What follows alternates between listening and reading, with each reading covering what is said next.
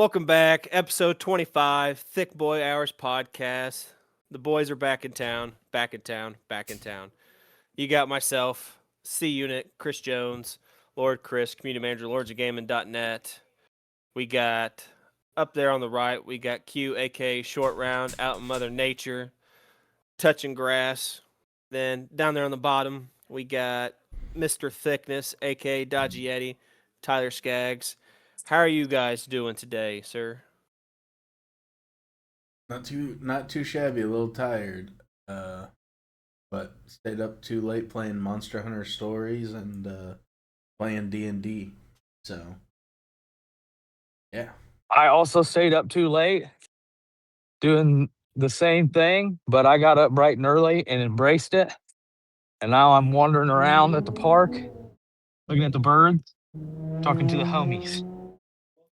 I thought about taking Coral on a walk real quick It- this It's morning. a nice morning this morning. Yeah, ended up waking up around like 7:30 or something, and I was like, I'm gonna give it a minute first, but I never did. It never happened.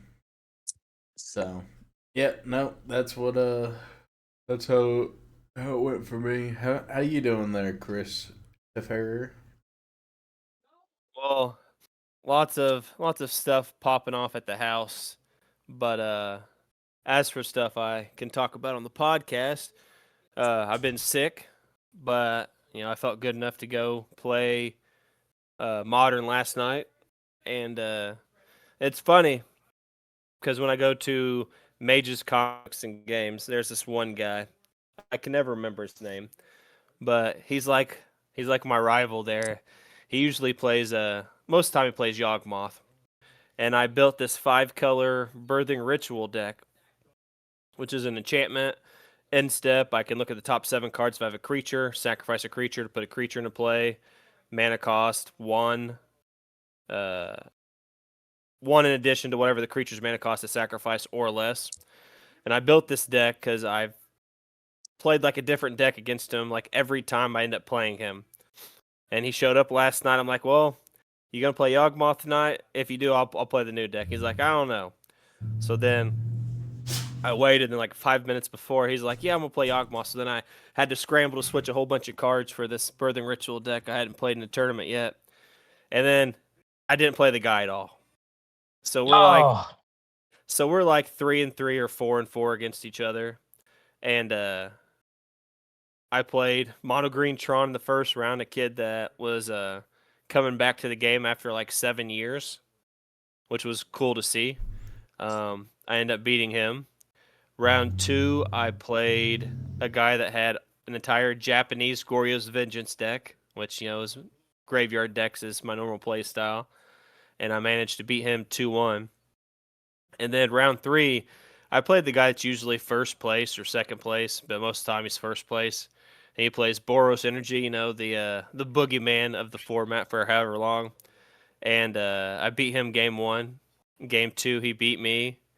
Game 3, he got me down to 1 life, and I climbed back from 1 life to beat him and get first place for the first time in what seems like forever with a deck I'd never played yet. So it was pretty fucking sweet. I'm heck not gonna yeah. lie.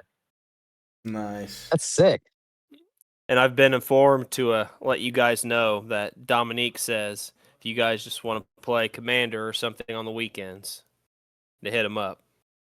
I told him I Hell would. yeah. Wait, And told him I would tell you guys on the podcast. we need to get with everybody again and get at least one night of just hanging out and doing it to it again. Sounds But like a besides plan to that, me. been playing a lot of TCG Card Shop Simulator. It's kind of addictive. Like I Cole just was playing the shit out of that a while back, and it looked pretty fun. I just Yeah. started trying it out, and then like hours passed, and then I'm like, okay. And then I wake up like the next day, just start playing it. Hours passed, and it's pretty interesting. But besides that, not too much else. You got some pretty rare cards up in there yet? I have sold them all. Oh, Got to get you gotta get that money, man. I've had I've got a few that like I pulled out of like when I opened the packs, like worth like I don't know 1,000 or 2,000, and then I get them graded, and a couple of them have been tens, and then they're like worth like 19,000 or 9,000 or whatever the case is, and it takes like 2 weeks of in-game time to get anybody that wants to buy them for that exorbitant price, but it's Yeah. pretty fun. I've got some cool stuff. I'm to the point to where I think I can start trying to build the collection for the game for the achievements, but sometimes you spend a lot of money. I was trying to a bug that I found, or maybe it's not a bug, but you can sell your shelves in the game and other equipment that you buy for your shop. So in my storage room, because I have both sides of the shop open, in my storage room, I went to sell my small shelves as I was upgrading to big shelves, and I didn't take the product off the shelf. And when I sold the shelf, it just deleted the product. Oh, So I don't know if that's that's a bug but you would have thought that the Yeah, product I'd would say just that's fell a on the bug. floor. Yeah. yeah.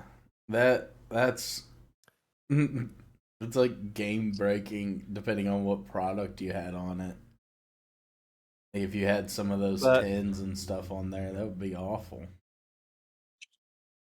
But luckily, none of that stuff was on there. It was just some starter decks or whatever the case is. okay, So, nice. but you guys ready to get into these the topics?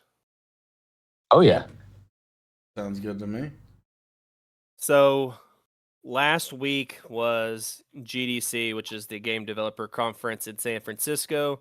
So, kind of like similar to Summer Games Fest, PAX East. There's some games presence there, but usually a lot of times it's for game developers. But there was lots of curious people going to this conference. As you know, we had the big shakeup at Xbox with Phil Spencer retiring, Sarah Bond resigning. So a lot of people kind of wanting to know the direction of Xbox and just gaming in general. There was a panel called the Next Generation of Xbox, or Building the Next Generation of Xbox. So talk about this brief article. Jason Ronald, he's the guy that if you've seen pictures with me, he's the one that's kind of like bald but has like the really long beard. They call him the Wizard of Xbox. He's the one that is in charge of like future technology stuff like that. He designed the Series X and S, and for a while was in charge of the backwards compatibility program. But Jason Ronald said the team is in deep development on our next generation console, codenamed Project Helix. They are pushing the boundaries of rendering and simulation in partnership with AMD using FSR Next to power what comes next. Starting in April, Xbox mode will be rolling out to Windows in select markets. It brings a familiar Xbox experience to players while keeping the flexibility and openness of Windows.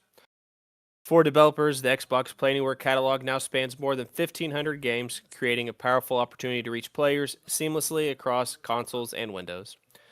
The characters, the worlds, and stories from developers from across the world have shaped every stage of Xbox evolution. What's possible and where we go next as we celebrate 25 years of Xbox this year, I want to give a special thank you to developers, past and present, who have helped define Xbox legacy, including more than 5,000 developers around the world currently building for Xbox.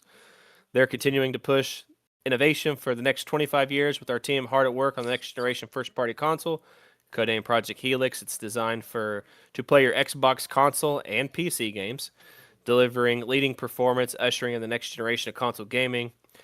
He talked about, as part of their multi-year partnership with AMD, we are shaping the future of rendering and simulation. Project Helix is powered by a custom AMD SoC chip and co-designed for the next generation of DirectX and FSR.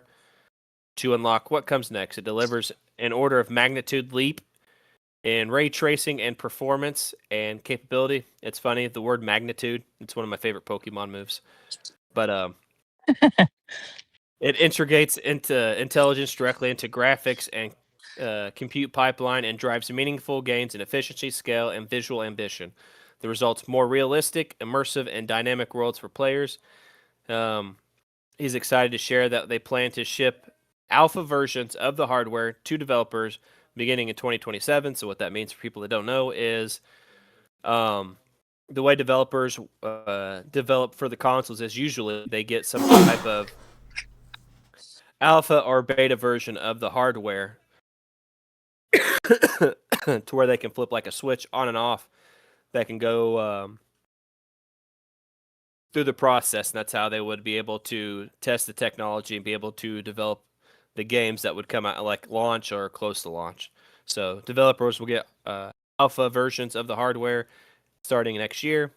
They're committing to keeping games from 4 generations of Xbox playable for the years to come. As part of our 25th anniversary later this year, they'll be rolling out new ways to play some of the most iconic games from the past.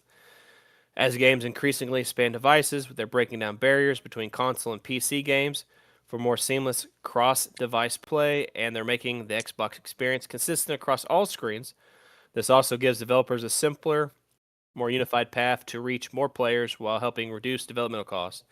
They're taking everything they've learned so far about building a leading gaming OS and bringing it directly to Windows for both players and developers. After debuting an early version with the ROG Xbox Ally handhelds, today is excited to share that they're bringing some innovations to Windows 11 with their Xbox mode that begins rolling out in April with select markets. This mode lets players seamlessly switch between productivity and play with a familiar full screen and controller optimized Xbox experience while embracing the openness of Windows on your PC as well as other devices. Xbox has an incredible lineup of games releasing this year, from the return of iconic first-party franchises like Halo and Gears of War to major titles from partners across the globe, alongside bold creativity from independent developers like Beethoven and Dinosaur Mixtape or Crimson Desert from Pearl Abyss. Players should be able to play these games and more across all devices, whether through purchases, subscriptions like Game Pass, or from other leading storefronts. Xbox Play Anywhere allows your games to move with you seamlessly across screens. Your progress carries forward. The time you've invested stays with you, and you only need to buy a game once.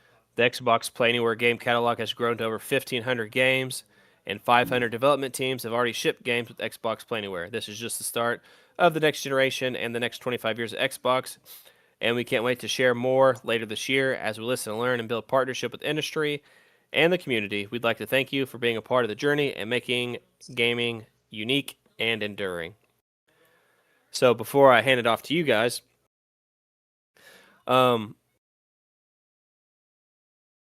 sounds like a good start, but change isn't done overnight. So I'm interested to see what they mean by older generations are going to come to multiple places to be able to play. I assume, obviously, probably PC and maybe the ROG Xbox handheld and stuff. But Jason's a good person. I've had lots of great conversations with Jason. He's a big Final Fantasy VI fan. But it's a lot of talk, and I want to see what happens. But what do you guys think? I mean, I agree with you on the change doesn't happen overnight. So we'll see if they actually land with everything, or if it, with it being Xbox, if it even makes it to a finished product, because Xbox do be shutting down whatever ventures they're on ran all the time. So I mean, I'm hopeful for it. That's for sure. And I always want to play my old classics. So it's cool with me. I mean, I think Xbox is already, if they go through everything that they've said, you know, said that they're going to do, then if we are going to say that there's still a console war going on, they're going to win it this time around, I think, on this. this generation of consoles. But Yeah. that's just my opinion of it, because everything that I hear from Xbox that's not like shutting down a studio is just positive, where PlayStation I feel like is not everything is positive. But that's my Yeah. opinion. To me, it just sounds like we're getting closer and closer to a home entertainment system again. They're finally, I mean, and I think we talked about this last time where, you can get on every app on your Xbox and your PlayStation that you can on like a smart TV now. So I think they're just trying to. Oh, And I can appreciate that to an extent. yeah. They, I they I did add some recent updates real quick. Nothing too big or anything like that, but they went through some quality of life stuff. On Xbox, you can add more groups to your home screen if that matters to you. Custom color creation to modify your home screen the way you want, as well as some other major additions. But one of the big ones that sticks out to a lot of people is the ability to disable quick resume for per game basis. What quick resume is for people out there that might not know is, for example, we talked about I've been playing TCG Card Stop Simulator. So if I don't fully quit out of the game, let's just say I go to home screen, like I don't quit the game, go to home screen, shut my Xbox off. Uh, the next day I play, a week later, whatever the case is, uh, quick resume. If I click on TCG Card Stop Simulator, quick resume will kick on. It'll take me back exactly to the spot I was in.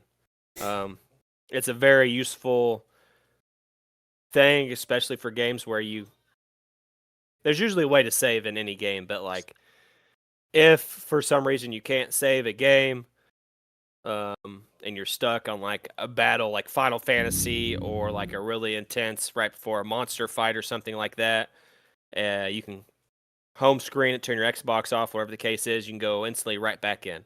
Um, the issue with quick resume is for games like Elder Scrolls Online. If I home screen it, I don't exit off, like it'll try to kick me back onto the multiplayer server and it will fail to connect me and stuff like that, and just a minor inconvenience because you got to quit out and then go back into the MMO, and it does it for every MMO. So Fantasy Star, Elder Scrolls, whatever the case is. So being able to disable quick resume, which is one of my favorite features, is just a small bonus. Oh, yeah. yeah, I can see where now when that quick resume is on, obviously it keeps that running in the background. Does that mean your console is constantly running even if you shut it off, or is it just like a sleep mode? I'd say it's kind of like sleep mode. Like Yeah. PlayStation has a rest mode, and like how get down, dog. PlayStation has a rest mode, and then like it's just like when your games can update while offline. It's just a good resource sleep mode. Yeah. Like my console would be updating right now, but I currently have all my updates paused, so it doesn't interfere with the connection. But yeah, it does all that during the sleep mode situation. Okay. I can see where people would wanna turn that off. I've liked the feature, but I also, if you're playing MMOs is just a minor. Go ahead, sorry. oh, go ahead, because you're probably about to bring up something I wasn't thinking about. Just MMOs is the only, like, I'm sure I'm not thinking of something, but MMOs is like the only issue I see to me, because Elder Scrolls is already finicky enough as is. When you get disconnected from the server, sometimes it's already hard to get in. So when it tries to throw you back into an online game like Elder Scrolls, and then you've been disconnected from the server, you try to log in, says connection failed, then you got to back completely out of the game, and then quit out, load the game back up. It just Elder Scrolls specifically, it's just a nuisance. That used to be the case with old Xbox in it, like whenever like the first Xbox One, anyways, because everything had to be connected to online. Yep. That would happen, but uh, I'm I had a thought just a little bit ago. How badly do you think the Wii screwed up Xbox? Because I feel like that the Wii and how the Wii was used for the longest was the whole reason why Xbox went towards a more home entertainment rather than a gaming system way, because everybody had a Wii at home. Everybody had the Wii that ran the Netflix, ran the Yep. whatever in the main room, Yep. and I I think that we really did change the whole outlook of what they needed to be doing with their systems in a bad way, yeah, in a way that less focused on games. And that's kind of why we're at where we're at, I think. yeah. No, I definitely agree. I also think it's the first time that somebody else kind of, since Xbox has been in the gaming landscape, I think it's one of the first times that somebody else has jumped out ahead of Xbox and did something innovative first. Obviously, the Yeah. Wii with the uh, the Wii remote and the nunchuck, uh, the family dynamic, bringing the family together for like the Wii Sports and all Mm-hmm. that stuff, and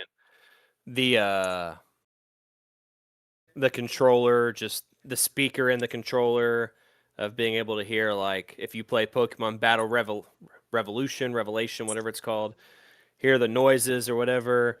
And like if you're playing Zelda, you're swinging the nunchucks or whatever the case is, and you hear all that like right there. So like I think we kind of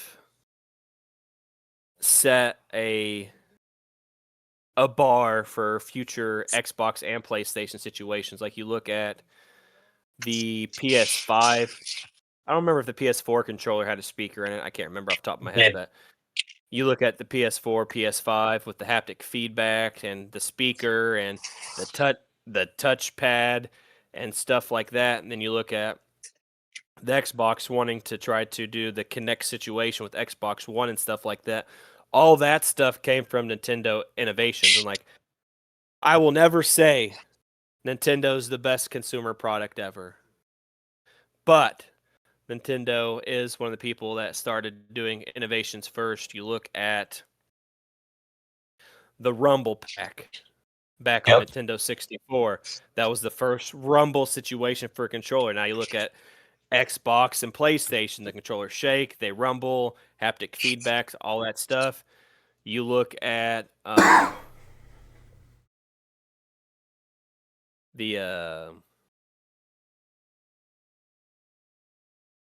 I forget the next accessory I was going to mention, but everything, almost everything, not absolutely 100%, but a lot of things come from Nintendo's early innovations, whether they are consumer friendly or not. But I think that did lead the way for Xbox to try to long jump way too far ahead with Xbox One and Kinect. And to be honest, I actually like the Kinect, but that's a me thing.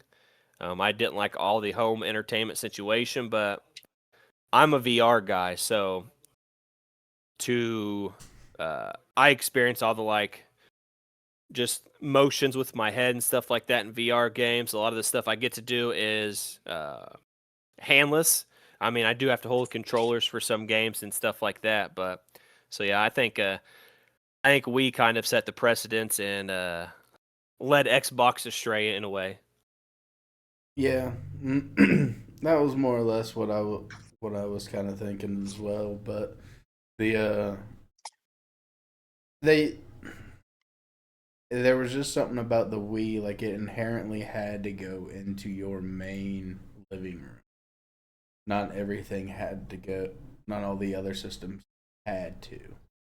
If you had, because just the natural activities that you had to do with a lot of the Wii remotes, you needed you needed space to be able to do those. and most people's homes, the living room's the only one with that space. Move your table around, and there you go. You got the space you need. But yeah, no. Hopefully they end up doing everything justice, because I don't want PlayStation to uh, pull out of all the unexclusivity stuff and end up coming out the other side and being good, and then everybody goes back to wanting to be exclusive. Even though I don't think that that's going to happen, I think, especially with it being Microsoft, I think they'll see really nice things when it comes to Yeah. when it comes to like sales, everything like that. The fact that they're partnering with Steam on a lot of stuff. So just my opinion. And like the Wii was hard to get. You talk about not being able to find a PS5 or an Xbox Series console during the pandemic or whatever the case was, with scalpers or whatever the case was. Like, scalpers have always existed to some extent in form or fashion throughout history. I'm sure people in the 1900s went out and bought lots of a product and with the intent to sell for a higher value, but like, you didn't really hear about scalpers when the Wii came out. It was just so many people were You, wanting to buy the Wii. Supply and demand was Yeah. you out of remember? whack. You, does anybody remember the girl that killed herself trying to get the Wii off the radio show? No. She I don't drowned either. herself. Yeah, because she drank all the water. She drank so much what it was it was a game show that if you had to drink the most water and go without peeing for the longest time. And this woman wanted a Wii so bad for her son, for like her child and like the family, that she drank, I want to say it was like 4 gallons of water, and refused to go pee, which I don't know how you can refuse to go pee after four gallons of water, by the way. Yeah. That's a superpower. And she essentially drowned herself because she couldn't get all the water out. I got it. I found it. Yes. So Okay. So in January 2007, 28-year-old Oh California God. mother Jennifer Strange died from water intoxication after participating in radio stations Hold Your Wii for a Wii contest. Contestants drank large quantities of water without urinating to win a Nintendo Wii console. Strange was later found dead at her home, leading to a $16 million wrongful death verdict against the station, Intercom Sacramento LLC. So, let's see. Yeah. The radio station KDND 107.9 FM held a contest prompting participants to consume 8-ounce bottles of water every 15 minutes. She died of water intoxication, which was caused a disruption of brain function from drinking too much fluid. The station employees involved were fired, and the FCC reviewed the station's license renewal notes. Yeah. I did not know that. Yeah, dude. I remember being in middle school and hearing about that, and I was like, "The hell?" And it's kind of crazy because I remember my buddy that passed away last year when I graduated high school. Him and his brother would always hang out at my apartment because I was like, two of us had a job. Our third roommate had a muscular dystrophy, so he got like a monthly check. And like, all I did was work at Wendy's, play video games, and party. That was, well, wrestle. I've wrestled too, but, and so like his way to uh, help out the apartment was he'd have his grandma buy like, water or random food products, whatever the case was. But I remember all the times like it was always like a contest between me and him, and it was kind of funny. I'm like, man, I could drink 6 bottles of water, no problem. And there would be times where I would just slam 6, whatever they are, 18 ounces bottles of water. So I obviously wouldn't hold my pee, but Yeah. I never, like, I'm sure I've heard about it before, but like, before you had told this, I would have never remembered that like fluid intoxication is like a thing. Like, just to think, like, I used to just slam 6 bottles of water, being stupid, Yep. and I could Yeah. have died. Uh, That's crazy. yeah, no, because they were like gallon jugs that they were drinking out of, if I remember right, and like every like 10 minutes you had to drink a half gallon, and this lady went for like an hour, and it was just like her and another mom that was just holding out like, no, I gotta get this for the family, and the other one was finally like, nah, I gotta piss, and rolled, and evidently I didn't hear anything about her, but she yeah, that was a wild one. The Never. real question is, did their family get the Wii? Well, I would assume so because she was found dead at her apartment, so she probably took it home that day. Well, I That's bet you the radio station was like, "Oh, we gotta find one, and then we'll send it to you." Oh no, that'd be We can't awful. get one either. That would be I'm awful. pretty sure I got my Wii from like Rent-A-Center or something. I can't remember exactly, but I'm pretty sure my mom went to like Rent-A-Center or something and got it there. I don't know if she ever paid it off or whatever the case is, but I'm pretty sure that happened. I used to get my mom or whoever used to go to Family Video, rip me a game. Sometimes they never get returned, and then they would just pay like the one-time fee. That's how I got Suikoden 5 originally before I rebought it. It was a family video game, and then they just never returned it. So, But Hell while speaking we're of family go ahead. video, real quick, this is another funny thing. Did anybody ever do I always called it the infinite game hack. I would go get a game like on the weekends or something or whatever. Play the game, beat the game in like the same day or whatever. It was never any like super long games. I'd beat it or at least have my fun with it, and then I lived like 2 blocks from the family video, so I'd walk down there and be like, "Hey, this thing doesn't play. Can I just get a new game?" And they'd be like, "Yeah, go ahead, go do it. Grab a new game, go back, beat it, come back, and be like, "Hey, uh, this game doesn't work." And they're like, "Wait a minute, that's the Hold on. second game.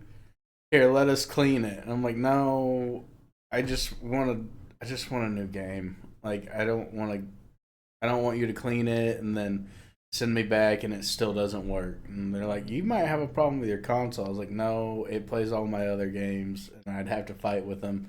And I just do that like 3 or 4 times.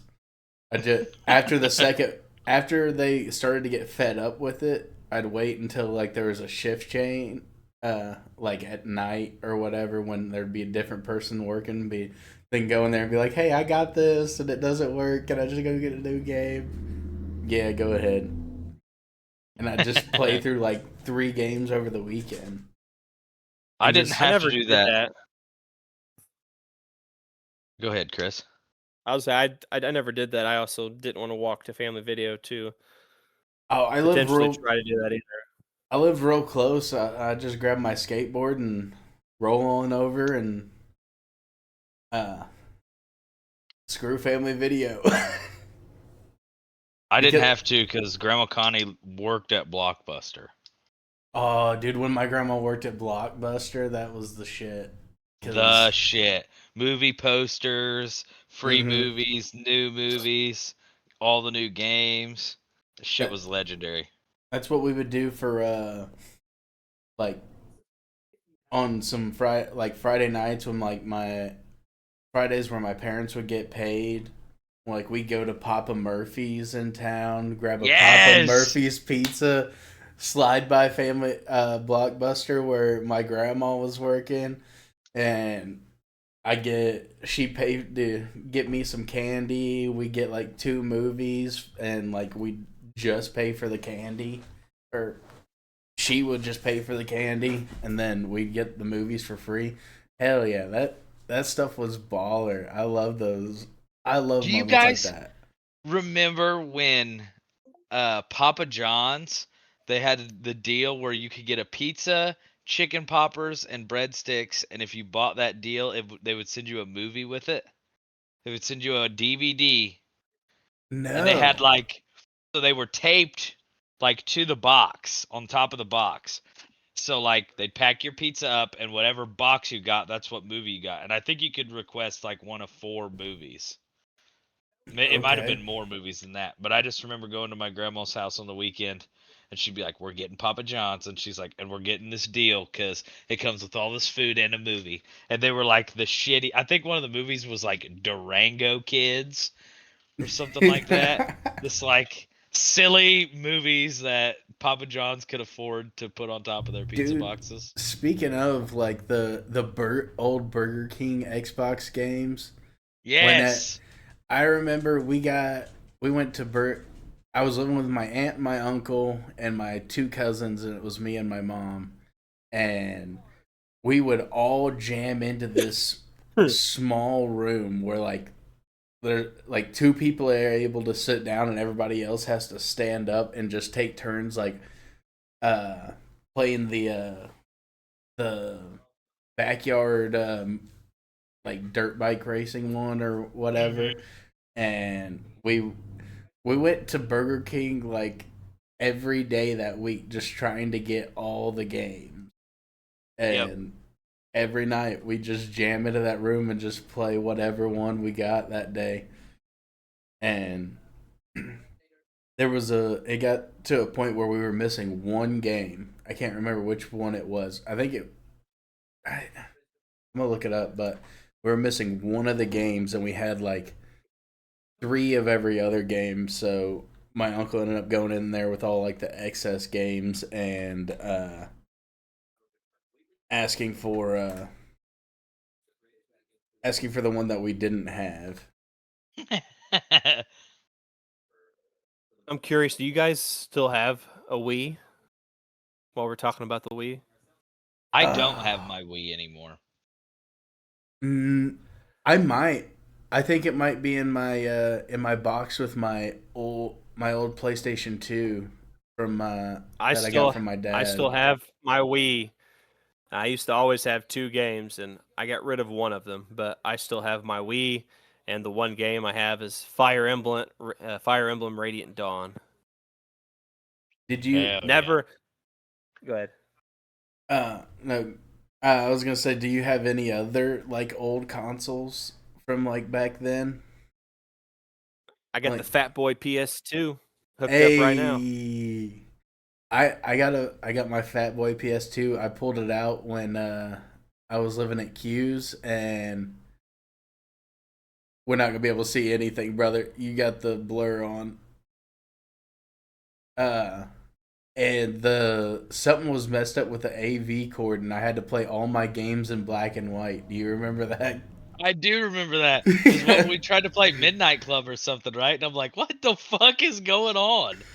Yeah. So I was playing Yu-Gi-Oh! Capsule Monsters to start Yep. off, and then you came down, and I was like, "Yeah, look here." We just started playing like Midnight Club. I was like, "It's awful." This is horrible. You got to get a new AV cable. Uh, there you go. Can I you see see the it. red light down there? Yep. Oh, yeah. That red light's the PS2 light. The infamous glow. Yeah. I looked up that Papa John's promotion. I deadass do not know how I remembered the movie Durango Kids. But June 28th, 2004 until August 30th, 2004. So in between that time frame, my grandma bought a a large pizza for me and my cousin, and it came with the movie Durango Kids because I found somebody who put all of the movies together that they offered at throughout 2004. W in the chat for Q's grandma. Yeah. Yo, She's the one who got me the Wii too. We were talking about how we got our Wiis. Grandma Connie went out and was fist fighting and throwing people out of the Kmart parking lot to get a damn Wii for me and my brother, and I think she got 2 Wiis. I think she got 3 Wiis. She got one for her house, one for my uncle and my cousins, and one for my mom and me and my brother. dude, that's what happened to my mom whenever she went to go get my Game Boy SP whenever I was a little guy. She had never gone out to like a Black Friday sale or anything like that, and she went with one of my aunts, and evidently she got a hold of it, and some bitch yanked her hair and tried to take it from her, and my mom ended up with it, but also uh ended up having to talk to cops at the end of everything because there's a big. She like threw the Game Boy to my aunt and was like, "Hold this shit!" Wow, wow, wow, wow. I was like, "Why is everybody terrible?" Oh. But yeah, I Also, miss old some promotions. some other Nintendo news. I tried to find the overall sales for Pokemon Pocopia. However, I can only find the sales for the first 4 days of Pokemon Pocopia. Global sales of Pokemon Pocopia for Nintendo Switch 2 surpasses 2.2 million sales in the first 4 days alone. Um, I've not been able to find like player numbers of like concurrent players or anything like that because obviously it's a Nintendo product. It's not on Steam. Otherwise, it'd be a lot easier to find. So 2.2 million in the first 4 days. I know Quentin doesn't have a Switch 2 yet, but what do you think about what seems to be the success of Pokemon Pocopia? Because from what I've seen, it's highly rated, and I'm seeing a lot of positive things about the game. It looks incredibly fun. I will say a big negative is that the beginning is awful. Because I watched Risa play it, and she couldn't take like maybe 10 steps, and then she had to be redirected anywhere to do exactly what the task was of her. Like So she couldn't wander anywhere, and as soon as you got done with one, it was another, another. And she played for like 2 hours, and she finally started to get a little bit of leeway, but it's still at this point just task you have to do. Like she hasn't been able to like start building everything the way that she wants yet. Yeah. But the Metacritic is an 89 out of 100. everything else that I've seen of it though looks super fun. Like I seen somebody had made a you know where like people stand on like a ledge, and they almost like Darth Maul fucking they have these like Darth Maul little foam swords or whatever, Oh and yeah, they where you can fight. fight each other, Yeah, try you to try push and each other off. yeah, somebody had made one of those on his island. So if anybody ever goes to his island, he just like coax them into going up there, and then they fight it out until somebody falls. I was like, you know what? That's actually pretty cool because evidently you can hit other people with your moves. So Yeah. like your water guns and stuff like that. I was like, that. You know what? That's actually super cool. I like that. But it The funny, looks the not too funny thing bad. I seen is someone had built a house for their Charmander or something. I forget like exactly what happened, but they built like a house for a Charmander, and they said the Charmander was there for like 5 minutes, and then after that, it would not go back to the house. So in a Ungrateful way, bastard. kind of like Ash's Charizard in a way, just completely ignoring the guy. That's great. There's been some solid games to come out lately. I feel like but maybe that's just because like she likes the Pokepia, and she's gonna be. I think she said something the other day about playing it this weekend. Now that it's kind of given her a little bit more freedom, and I'm loving Monster Hunter Stories 3. That game's baller is all get out.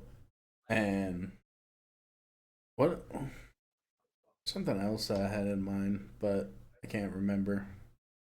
Did either of you buy uh, Pokemon Fire Red or Leaf Green for the Switch? No. No, I I'm don't not gonna know. bother with that. I highly doubt they've upped the rates, but I'm seeing a lot of people getting shiny Pokemon a lot easier than what they used to. And like, I don't think like you'd go in and you'd up the rates, but I could be wrong. It's a hack. There's already people that are doing a in console code glitch to get. They can literally turn every encounter that you have shiny just by manipulating a little bit of code. So I guess I that might be the only unlucky person to like, and like, there's a chance like I might not have noticed, and like, because obviously shinies have existed for a long time, but like, I never actually noticed getting a shiny Pokemon besides the red Gyarados that you essentially get for free in the yeah, second generation. Like, I think because I'm in the just old games unlucky. it was like 8,000 or more. It might have been 11,000. So like you got to think it's a 1 in 11,000 chance, but it's not guaranteed at, or I think it's 1 in 8,000. But it's not. I mean, I watched a guy who literally did 11,000 restarts to do his shiny starter. Like the new games give you shinies in comparison to what you had to do in the old game. Like a shiny used to be something because you could look at somebody and say, okay, you have 82 shinies, so you've hacked all of these Pokemon onto, you got a Game Shark or something, or you have 4 shinies and your game time played shows that you have sat and just restarted and restarted and restarted, or hunted and hunted and hunted for these shiny Pokemon. And Was there an indication? Do you guys remember on uh like first gen or second? Was there an indication when a shiny Pokemon popped up? Because like I said, I only remember Red The Gyarados. Literally the only only thing I remember getting. I yeah, think the only way to tell in first gen is there's a certain like stat block that pops up for you. Like there's a certain stat block that pops up whenever it's shiny for you. in the So, original games when there was no color, mm-hmm. you had to look at the stats. Okay. Yeah. But once you got color, they did a pretty good job at making them different. And you And then weren't as they moved on, you got the sparkles and everything, you know. and you weren't too far off, Q. The base shiny rate up to Ruby was 1 in 8,192. Yeah. Uh, that was up. It was up to Ruby, so Ruby, Sapphire, Emerald had that rate, and then it went to. Oh, that's showing me Brilliant Diamond. No, I wanted to know just regular Diamond. Take Uh, Q to the fucking casino with that guess. well, it's a pretty I common used to thing. shiny hunt. Yeah, and what was after Diamond and Pearl? Was it X and X Y? and Y. White and black. White White and and black. black. X and Y, sun and moon. Yeah, no, I know at some point they ended up like chopping the base ones in half. Which was silly because you always got the shiny charm at some point in the games, when in the later games. So you never needed to, in my opinion, take that shiny rate down, because what it gave you the incentive to go get the shiny charm, and then now your hunting's at least easier. You know you're still hunting an anomaly, but now it's, you play Pokemon Go or any of them now. But hell, in A to Z, you can literally just sit in Hoopa's zone and just keep moving between doors, and the shinies don't despawn. So you Yeah. just keep running back and forth through doors, and as shinies spawn, that you will get a whole area that's populated with entirely shiny Pokemon of one certain kind. And you just run through and catch them all. So Yeah, It's silly. it was X and Y. X and Y is when they chopped the base shiny encounter rate down from 8,192 to 4,096. And that makes sense because X and Y, I did encounter a few shinies. My first shiny that I can actually remember uh, was in X and Y, I think, and it was a shiny Hariyama. I remember you saying that. My first shiny that I encountered was that I naturally encountered was a Flaffy. like I That's a said, pretty I baller don't one. I don't remember encountering shiny Pokemon. However, I'm sure there's always a chance that I did. I just didn't notice. But like the red Gyarados is the only one that I can remember just off the top of my head. Oh yeah. I did a playthrough on in Alola on Sun and Moon, and I caught a shiny Noibat right at the start of the game, and I was like, "Man, that's so cool! It'll be so cool once it's a Noivern." Blah blah blah blah. Blah. Got got it up to a Noivern. I was like, "Man, this Noivern kind of like really sucks." And that was before I knew anything about like the hidden IVs or anything like that. And I got it. I got it into home. Pulled it up to what would I pulled it up to? I think I pulled it up to Sword and Shield and figured out that every single stat out of except speed was no good.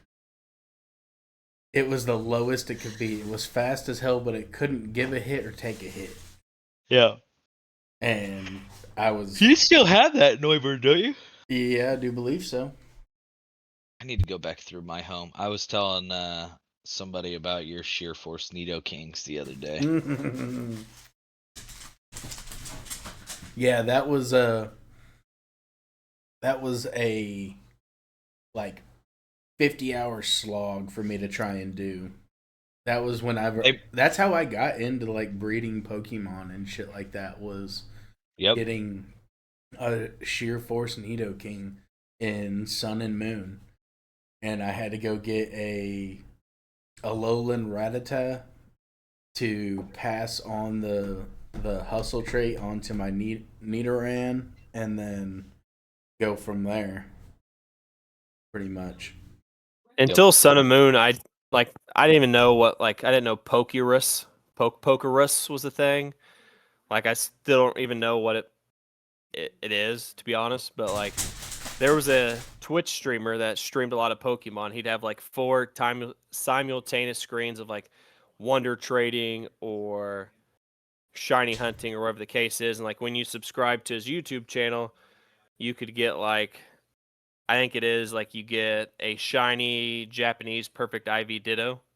Yeah. And then So obviously you'd earn like whatever the channel point system was back then. This was a long time ago. But like you could trade so many points in to get like a whole shiny battle ready team, which I did. And like I never understood like the all the extra shit that is in Pokemon until then. yeah. Like I don't condone Chris Jones does not condone the use of action replay hacks or anything of the kind of sort, so don't sue me. But I didn't even know like that was a thing until then, where you can get like the event Pokemon and stuff like that, and Mm-hmm. you can pretty much get whatever you wanted. Like people got Spirit Tomb before it was a real thing, and so interesting. So Pokerust, by the way, is uh, if your Pokemon's infected with it, it just doubles the EVs that you could get. You get from like battling and stat training and everything like that. So you just don't have to do as many battles with it, which is nice. So positive Pokemon AIDS got you. Positive Yes. Pokemon AIDS, absolutely. PPA. I remember the first time I came across Pokerust, I thought there was something real wrong with my Pokemon, and I was like, oh no, I gotta take it to the Pokemon Center. Took it to the Pokemon Center. I was like, why is it not healing? Why? I thought it was like paralysis or something like that. What's the But way that you get rid of it? Isn't it like a? I thought it was taking it to the Pokemon Center. I don't think so. I think it's a herb that you have to give to it. Mm. Pokerus Uh, beneficial rare virus that doubles EV gains, acting as permanent boost rather than a detriment. It automatically cures itself after 1 to 4 days in your party. okay. Oh yes, just running around in your party with it. Because then it has the ability to give it to other mons, Yeah. right? Or is that only in your PC? It automatically cures itself after 1 to 4 days in your party, indicated by a small smiley face, meaning it can no longer be spread through the EV bonus remains permanently. It infects your party. It holds it and it stops that timer if it's in the PC. So if you want to give it to your party later on, you put it in the PC and then pull it out whenever you get the mons that you want to affect. Hmm. So why So would you want to get rid of it? Or is the having it in the party like the detriment? Like you only have a certain amount of time to give it to your Pokemon? Yeah, you hope that it infects another Pokemon, and then you can put that Pokemon up and keep on giving it to more the Pokemon. the only reason why I could see you would want to like cure it is if you got like a weird stat line that you're wanting to do for like competitive or whatever. Like if you need an odd number, but the lowest you can actually get is like a 2 for any certain value. But that's the only way I can see it being negative. Other than that, Yeah. I think it's just a really cool thing. What While games we're are you playing, Chris? Besides the TCG store front, you got any games that you're doing any articles on or anything?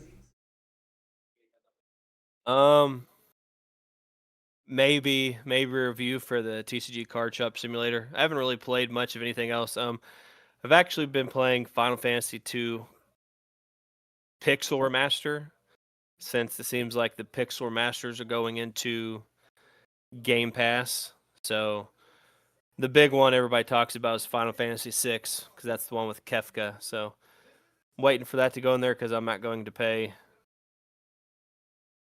I don't want to pay full price for Crystal Chronicles, especially when I'm not going to play the older version. So not Crystal Chronicles, Yeah, Pixel Remasters. I'm not going to play the old one. So, but besides Final Fantasy 2, I guess I've been playing ESO still, but mainly Final Fantasy 2, and I think I'm probably halfway done with that. And then the TCG Card Shop Simulator. you should play Monster Hunter Stories. I think We you. actually had we actually had someone playing it for a review, and we have it reviewed on the website. Um, and at first he was apparently struggling for on like the very last boss, and he wasn't going to do the review. I'm like, well, if you are struggling on the last boss, you write the review and explain I made it to the last boss, said it was difficult for me, and just explain that in the review. But ultimately, after I told him that, he ended up beating the last boss. So I heard the last boss was difficult, but I've never Oh, played Monster Hunter, so good, good. I'm glad because I just got done doing. Uh, I beat a. So if you beat certain monsters, you just get to get them and you get to go get their eggs in the area in the zone, and I ended up cheesing up a what's supposed to be like an end game monster for the game, and I got it before I've really started the third zone. So I think I might be halfway through the game, and I have an end game monster in my party now, and I'm pretty happy about it. I can't wait Now, for Q to do it now. do you have to release that into the wild, or do you get an S tier egg from the get? No, you if you beat Namiel, you just get she just starts spawning. She's the missing one from the Oh, Mirror Lake. that makes sense. Yep.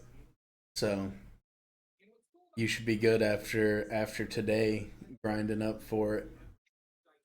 Heck yeah. Oh, something I forgot to mention earlier. When we were talking about Magic, which we do have a Magic topic still, I been building a Legacy deck. I forgot to mention I acquired my first ever copy of Eureka. It's a Eureka. green card. It's a green card on the reserve list. Starting with me, each player puts an artifact, creature, land, or enchantment into play, and we repeat the process till neither of us do so. It's an old card from Legends. I think it's Legends, Okay. yeah. So what? You just run a bunch of high mana cost, like gnarly shit that there's no way they can contest with The crazy goal ETBs. the goal is technically to put in not Eureka, to put in Omniscience, and then cast, because I'm playing Show and Tell. Show and Tell is the legacy deck I'm building, so I could put in Omniscience, then be able to cast Emrakul to get the extra turn, and then be able to attack with it, or I could put Emrakul into play, or I could put Atrax into play, or whatever other things I need. Lands, if I need lands, I could put those into play. I think so. So is this kind of like does this work kind of like the was it Chain of Smog, where like you can just choose not to put anything down, and you just put down the one, you just put down Omniscience, and they can't put down anything else? No, they get Eureka lets us both do it. It just starts with me first. But that's what I mean. Like you put down Omniscience, they put down, let's just say, an island or something or whatever, and then you can choose not to put anything down, and then they don't get to put anything down. Is that how that works?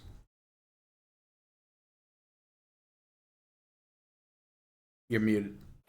If you want to keep putting stuff into play, you get to keep doing it, even if I don't. Oh, We got we got to finish resolving the spell. So like, if I just want to put Omniscience into play, and Q wants to put all his legacy slivers into play, or whatever the case, Q can put them all into play. But it's a back and forth thing, yeah. Yeah. okay. But the chances are, I only play one copy. Obviously, Eureka's expensive, anyways, but to buy. So, um, chances are it's either going to be Emrakul, Atrax, or Omniscience based on what's in my hand. And the goal is to put Omniscience into play and then to cast the other stuff. Yeah, But I figured it was worth mentioning before we go to the Magic topic. it's a really cool card. I like the art a lot, actually. Before we move to the Magic topic, though, I sent you guys a video that neither of you watched, which I understand why, because it was almost 4 hours. However, your boy did watch the 3 hours and 52 minutes and some change. Wolfie went through and rated, alongside two of his buddies, they went through and rated all the Pokemon.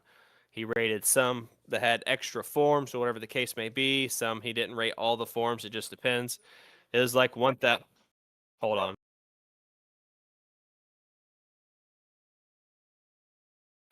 I think it was like 1,133 total, maybe, but I definitely recommend watching the video.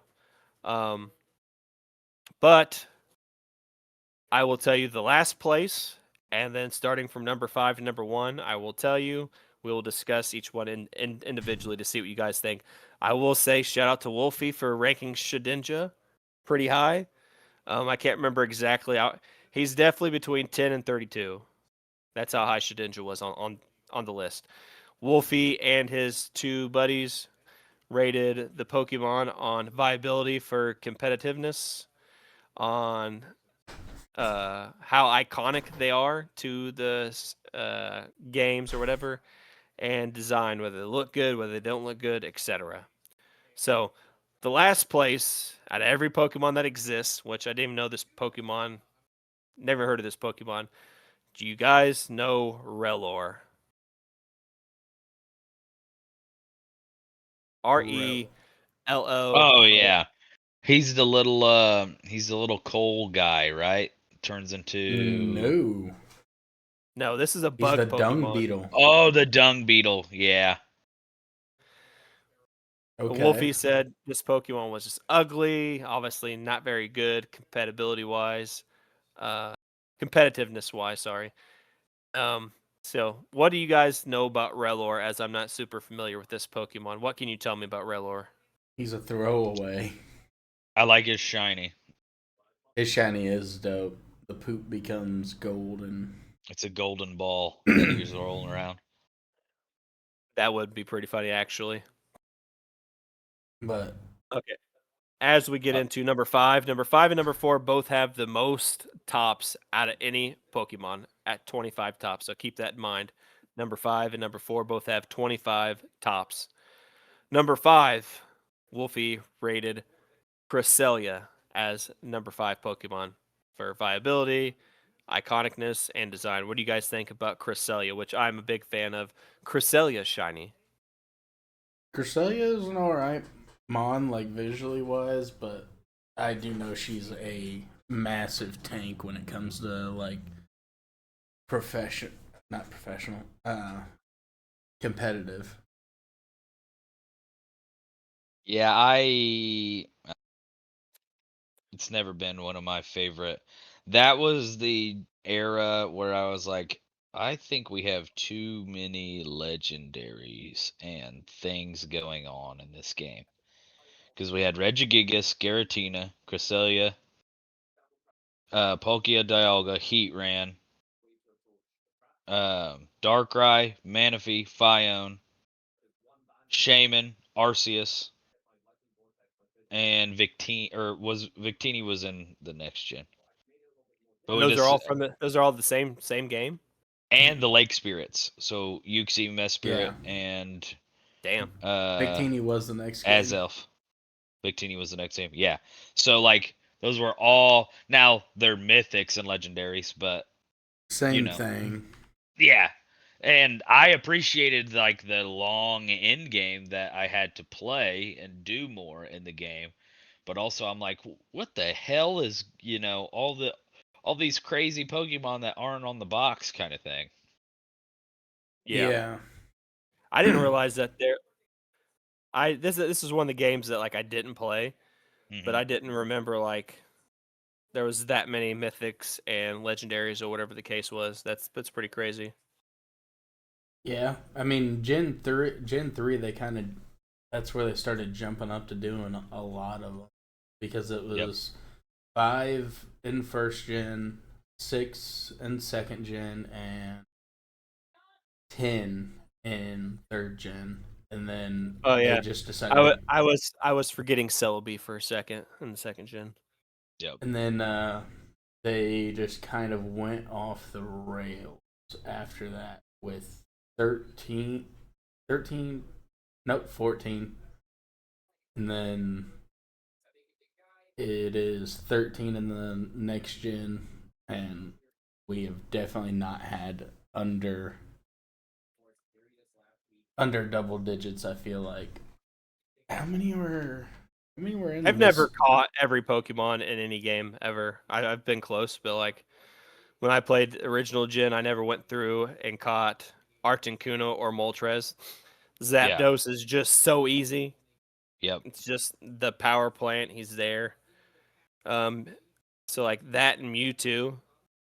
would be like the only legendaries I caught in the original stuff, and then like I could never catch Raikou or Entei, but I did manage to catch Suicune, Yeah. and my Master Ball would usually go to that, and I would try to get Ho-Oh with the Ultra Ball and stuff like that. That's How, great. That is a lot of legendaries and how stuff. many do you In the think is in newest Scarlet one, and Violet? that's what I was gonna say. In the newest one, it's insane. 32. Especially if we're counting the alter forms, the past present forms. Oh yeah, I would of all the legendaries. You have Petarant, which is the little pink berry poison guy. Terapagos, Iron Crown, Iron Boulder, Raging Bolt, Gouging Fire, Ogre Pawn, Pheasantipity, Monkey Dory, Okie Dokie. Who else do we have here? Koraidon, Miraidon. Koraidon, Miraidon, Iron Leaves, Walking Wake, Green Tail. Iron Valiant, yes, Screamtail, Roaring Moon, Chi Yu, Ting Lu, Chin Pao, Wo Chen. Um, Wait, we're counting let's keep going here. Screamtail? Yeah, she's an alter form. Oh, I was mainly just talking Iron past Thorns and present for the legendaries for themselves. the old legendaries. I mean, Yeah. Even still, it's 18. yeah, but I would even count all the alter forms since you fucking have to go. You can't get half of them if you don't have the right game, and you have to go to a special area, and they're sometimes only one special one of them in the area you're looking for. You know. I wouldn't count them, but I wouldn't argue. I wouldn't make it a big argument. Number Only 4. because they're, Go ahead. Sorry. to me, legendaries, there's only one of. Well, that's also just not true anymore. That doesn't exist in these games anymore. Actually, and you're right, because technically, Koraidon and Miraidon wouldn't be legendaries then because you encounter a second one in the game. Exactly. Number I don't 4 I know. knew would be on the list. Go ahead. Sorry, Quinn. No, I just was gonna say I don't know what they're trying to do with it anymore with the legendaries. I think that they're just cool encounters at this point because to say that they're that we don't really experience the same level of Groudon and Kyogre and Rayquaza as we do in the new games with their legendaries. Number 4 I knew would be on the list because of how much he talks about him. I didn't expect it to be number 4. I thought it would be number 1. I do want to mention number 6 was Xerneas. I also thought Xerneas would be on the list because Wolfie does not make a competitive video without talking about how good Xerneas is. He's talked about how Xerneas was so game breaking for a long time, but Xerneas is number 6. Number 4, with 25 tops Incineroar. as well, is Incineroar. He was my starter. Usually I pick the fire Pokemon most of the time just because I like fire over grass and water. But what do you guys think about Incineroar? I like the design. I think he's cool. Like I said, I usually pick fire Pokemon, but And older generations, I might lean towards grass or water. It just depends. But number 4 is Incineroar was Incineroar. the first starter Pokemon that I ever evolved it all the way and put it in my PC because I said, that's trash. Bye bye. Why do you think it's trash? I'm curious. I hate its design. I think it's terrible. You kind of look like Incineroar. Look, hold on. Hear me out. Fuck you. Hear me out. Pull up a picture of Incineroar. You know, Skaggs used to be a wrestler. Incineroar's got kind of like a little belt thing. Incineroar's fucking buff. The whiskers, the way Skaggs, his hair's long and his beard kind of looks like Incineroar. You might No. think it's a knock. I don't think it's a knock. I think it's a compliment. I don't hate like Incineroar. Incineroar because he was the chosen one to break the cycle of fire types, and he kind of did, but they kind of still said, "Fuck you guys, we're not totally breaking the cycle. We'll give you What do you fire mean by dark break? I was gonna say, what do you mean by break the By cycle? P- instead of giving you fire fighting bipedal mon. We're Okay, gonna give got you you. Okay. fire dark bipedal mon, even that though your is first still two a forms, fighting theme. yes." Dark Lariat, if they would have just fucking made that a fighting type move, nobody would have been the white. If everybody would have been cool with him being a fighting type, his special Dark Lariat move would uh would I still fit. I wish they would have made him fighting at this point because I also am like competitive wise, I'm tired of his ass. Yeah. He's just annoyingly everywhere. I'll say this, he's grown on me a lot since Sun and Moon.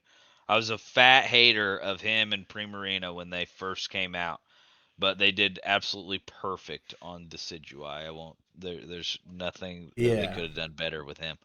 But over the years they have grown on me in a positive way. I don't totally despise Incineroar's design anymore. I think they've done some cool stuff with him in the shows and in the card game that give me good vibes about him. And then Primarina is what it is. I don't have really anything good or bad to say about Before Primarina. Primarina and Incineroar before this newest one were the worst starters outside of Delphox for me. Yeah. And then this new generation came around and Good lord. Scarlet and Violet, and I think they're all insanely awful, but Skeledirge has grown on me some. He Yeah. has. I think for Skeledirge, it's the nose. I can't get over the nose. How it just looks like Laura Croft's polygon tit, just on the front of his mouth.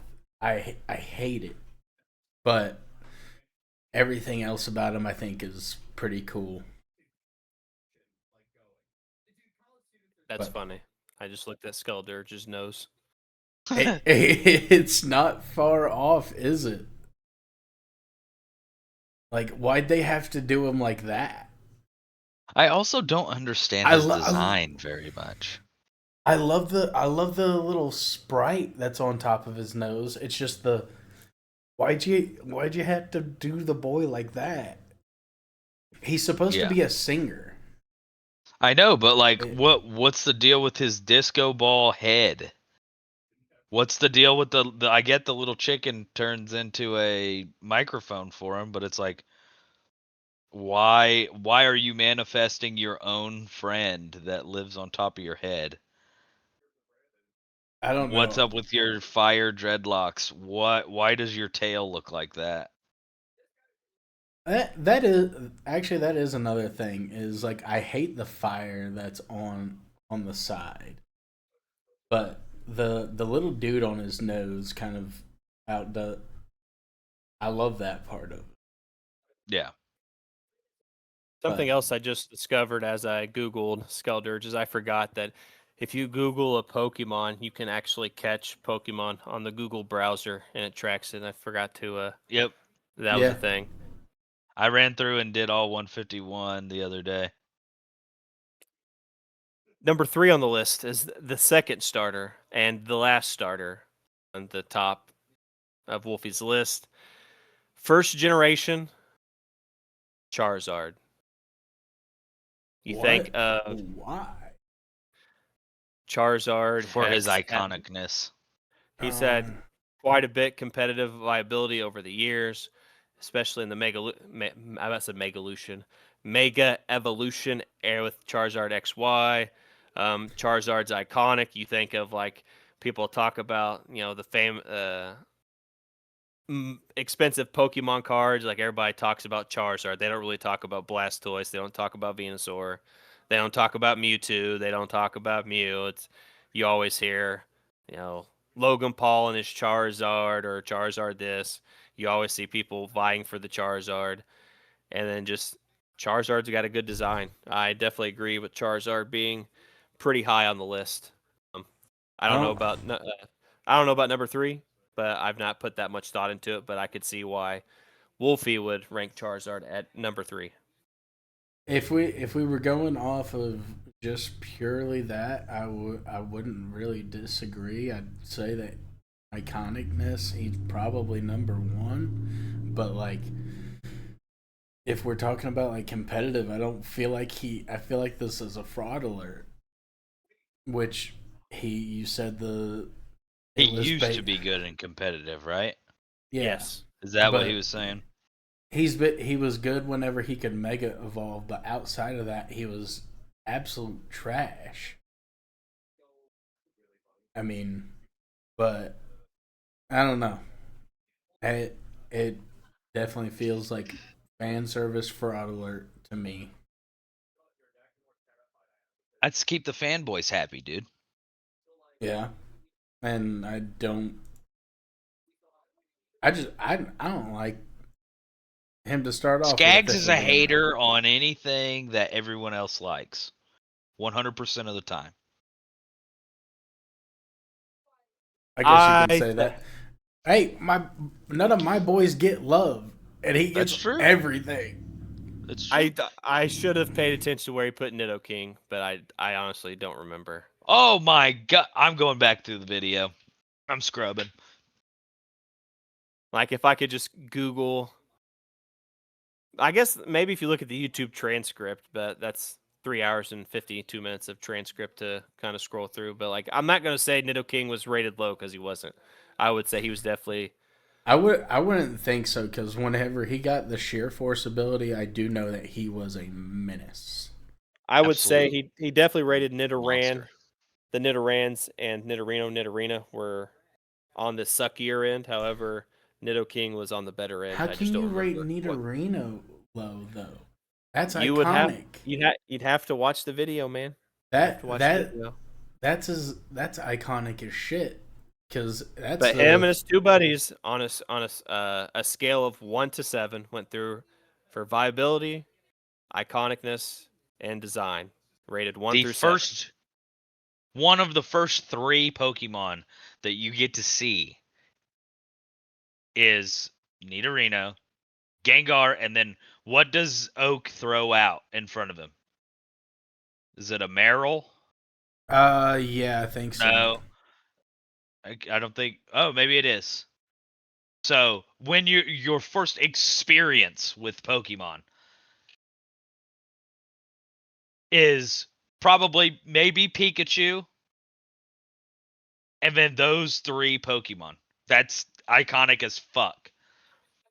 He might have given Nidorino a 7 for iconicness, but there's a chance competitive viability probably gave it a 1. I mean, It's rated in multiple categories. Maybe we should go through and rate all 1,133 at some point. We did a video where we were like breaking them down into like here's all the bird Pokemon, and then we'll rank them and put them on a chart.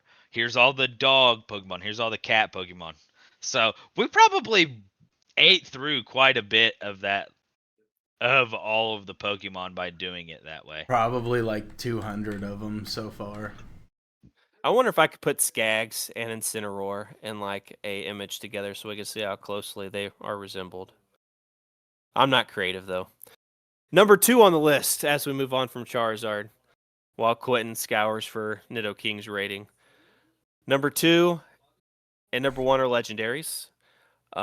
Same generation. Number 2 is Groudon. My boy. Groudon and number 1 both had extreme viability. It's only recently in Scarlet and Violet that they've not been played nearly as much. However, number 1 is still played on occasions. So number 1 is still played. Both of them are iconic. The designs are awesome. Groudon, this big, hulking, ancient-looking. I don't want to call it dinosaur, but this big, hulking-looking ancient beast, even in its primal form, which I've never actually played as primal Groudon, looked really cool. The Mega Evolution. Groudon did have a Mega Evolution, right? I'm imagining it, right? No, I mean yes, but it's his primal form. Okay, the Mega Evolution primal form.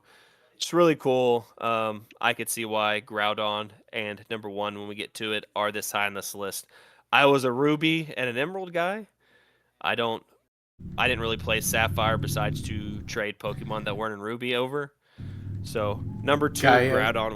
What do you guys is think? I mean, I'm happy as shit. I'm happy to see my boy getting love, but I got a sneaky suspicion that number one is Kyogre. Who was number 2? Groudon. Groudon. Okay, I feel like that's good. I feel like that's a good spot for him. Groudon is, as much as I would love it to be one of the older gen mons, I can honestly say the Pokemon that sticks in my mind the hardest, because I had Ruby before I got Emerald, is Groudon in the little opening in the beginning screen, and then just trying to go get Groudon. I thought he was the coolest. Kind of in the same vein, it was when I was getting into Godzilla and all these big dinosaur monster things. So he probably sticks in a lot of people's mind as a very recognizable Pokemon.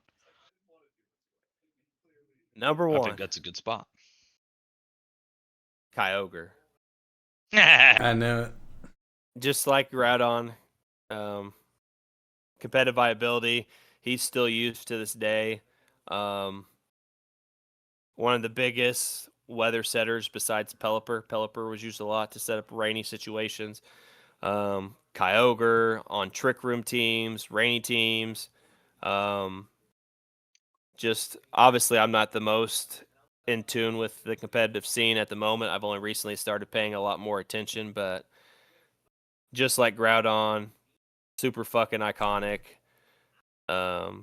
You remember playing Sapphire and just the epic downpour of rain, going to catch Kyogre in the underground area, Team Aqua and Kyogre and Groudon's both situations with Emerald and Rayquaza trying to calm them down. Kyogre and Groudon both fit viability, iconicness, and design, so I would be okay with either of them being number one and number two. However, I do think that Kyogre does see more competitive play now than Groudon. So, what do you guys think about Groudon? Not Groudon, sorry, Kyogre.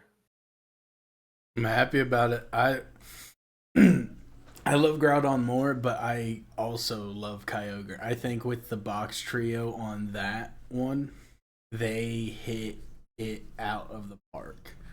I think they Yeah. did so good with that trio, and I personality wise on the and I feel like that's really one of the last times that we really got like a personality to our legendaries as well. Like Yes. you can go back through and see in like the generations before that, like the personality and of the legendaries, but post that I can't really think of any of them. But Yep. I'm happy about it. My favorite water animal in real life is an orca, so it hits for me. All right, Chris, what's your favorite Pokemon? Because Oh man, coming in at 176 out of 1,033 is Nidoking. I'm not mad at that placement. Top 200, that's pretty good. Yeah. For my boy, Hoopa, specifically the Hoopa Unbound, he got 442, which I think is not bad for for Hoopa. One being a legendary and kind of a guy that either people really like or really hate. And then who else? There was somebody else that I wanted to look up. Oh, I can honestly say my top 10 have probably rotated over and over and over. But I would say probably right now my favorite's probably Shedinja. Shedinja. And you know what one that one is, don't you? He's between Who's like 10 and, who's 10 your and second 32. favorite? Genesect. Okay. He put Zangoose at 702. But I remember writing Flygon? I wrote an article in 2023, and at that time my top 10 Pokemon were number 10 Sudowoodo, number 9 Steelix, number 8 Politoed, number 7 Kingdra, number 6 Slowking, number 5 Gyarados, number 4 Butterfree, number 3 Ho-Oh, 2 was Shedinja, and 1 was Genesect. That was before I wrote the battle team about Shedinja, and that was when Shedinja became number 1. Genesect is 240. Not bad. Flygon is above Nidoking. Not mad at it. I love both. Lygon. I love both of them 164. equally. Hell yeah. Let's see what Pikachu's at.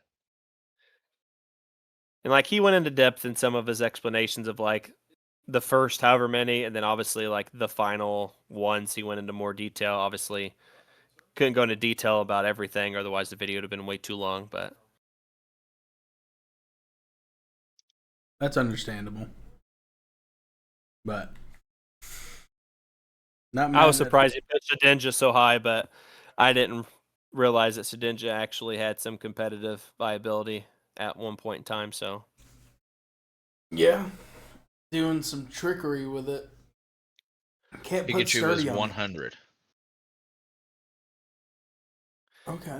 I remember when I did the Pokemon Battle Team articles, which I haven't done one in a long time, just because all the rental teams that I would rent would become almost the exact same team composition at different points in times, and I always try to find the weird, unique stuff. But I remember because I played 10 matches, and I would write like my record or whatever with the 10 matches, and I remember playing Shedinja, and I forget exactly what happened, but like the other team took out all of my other 3 Pokemon in the double battles, and I was just stuck with my Shedinja. And they just had no super effective moves to get past the Wonder Guard.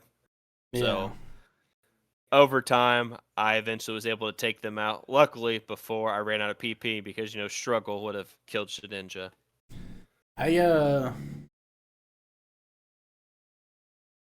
just want to be able to play with my Nidoking in competitive. My sheer force of Nidoking, man. I just got into playing competitive in Scarlet and Violet, and now I can't use them, and I'm fucking sad about it. Is But he not in Scarlet Violet? no. Well, who Flygon knows? is. I'm sure Nidoking would be one of the ones they would put in champions, or at least I would it hope seems so. like he'd be. I would hope so. So as we move on from, Wolfie, and shout to him for, however long it took to make that list. Couldn't be us. When we recorded the last podcast, in the background, I was watching the Ninja Turtle TMNT Spotlight Open series, or whatever the case was, which was standard. And I told you, breaking news, that only 2 decks on day 1 were above 10%, which is really good for variety. So, Spotlight TMNT for the Magic the Gathering Ninja Turtle set. At 10.7%, we had Mono Green Landfall. 10.5%, we had Is It Prowess. And then as we go down, 8.7, Is It Lessons? 6.2. Is It Spellmentals? 5.3. Dimir Midrange. 3.6. Dimir Excruciator. 3.2, which was hilarious, Mono White Momo, which is a mono white deck based around obviously Momo from the Avatar set. 2.9 Airbending, 2.9 Simic Rhythm, 2.6 Grixis Monument, 2.6 Rakdos Monument, 2.6 Mono Red Aggro, 2.4 Zori's Tempo, 2.4 Jeskai Control, 1.8 is Elementals, but a whopping 32% is the other category, which is pretty good for seeing the different variety that was available. Day 2 is a little bit different, obviously, as decks condensed down. The highest deck for day 2 was 17.4, which was Mono Green Landfall. Prowess was 14.9. Is It Lessons was 13%. And then down we had Dimir Midrange, Spellmentals, Mono White Momo, Aggro, Simic Rhythm, Sultai Reanimator, etc. Top 8 was a little bit different. Top 8 was we had 1, 2, 3, 4 copies of Landfall. We had 1 Spellmentals, 2 Prowess, and 1 Rakdos Rummaging, which I assume is the Rakdos Monument deck. I don't know why they put Rakdos Rummaging. But obviously, as the decks condense down, there's going to be some outliers. But up until top 8, a pretty diverse is the word I've been looking for that I've not been able to say. Pretty diverse metagame overall. So what do you think about the Spotlight TMNT? I'm glad that it's spread out. That's for sure. Other than that, I mean, I don't enjoy the TMNT set, but that just is what it is. I've not bought any cards yet, but I think I might get 1 or 2 specific cards, but outside that I've not bought any cards. What about you, Q? What do you think? Are you there? I think he is away. So it just me and you. But that, I mean, I will say it's interesting though that we've seen some people that used to, they're mainly commentators now for like the XPEX gaming series, but like Ross Merriam made a return and he made it to top 8, which he hasn't played a tournament in a long time. He was the one that created the Is It Phoenix deck. I don't think Bailey or anybody played here, but I do know that last weekend, Bailey's buddy Matt, he borrowed 2 of my dual lands and went and played in. There was another tournament last weekend, which this tournament we're talking about originally was going on 2 weeks ago. Last weekend, Bailey's buddy Matt and 2 other people went to a standard modern legacy team tournament, and they got first place in that. So holler at your boy Matt since you borrowed 2 of my dual lands. Let me get some of that cash money, man. yeah. But It's weird to see the mono green landfall deck just because every time I've encountered it overall, I've not seen it do well, but obviously, it could be different pilots or whatever the case may be. I meant to fucking share the link to the stuff and I forgot to share it with you. yeah. Let me scroll down back to the list of stuff.